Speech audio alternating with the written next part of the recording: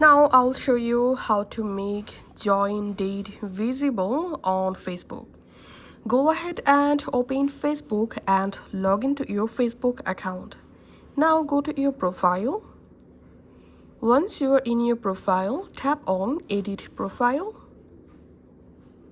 And here scroll down a little bit and tap on Edit next to Details. So you have to edit your profile details. Once you are in this Edit Details section, here scroll down. And then here we can see the option Joined September. So here is my Facebook join date. So all you have to need to add the join date to your Facebook profile.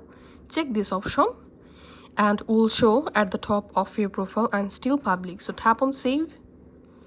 And now go to your Facebook profile, reload your profile, and here as you can see I've successfully added join date in my Facebook profile. And now I'm going to opening my another Facebook account, and in this profile I'm going to profile section, tapping on Edit Profile,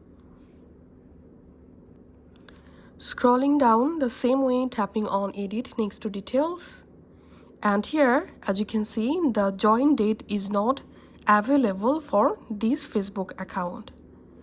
So if you don't see the join date option, then here is no option to add the join date to your Facebook account.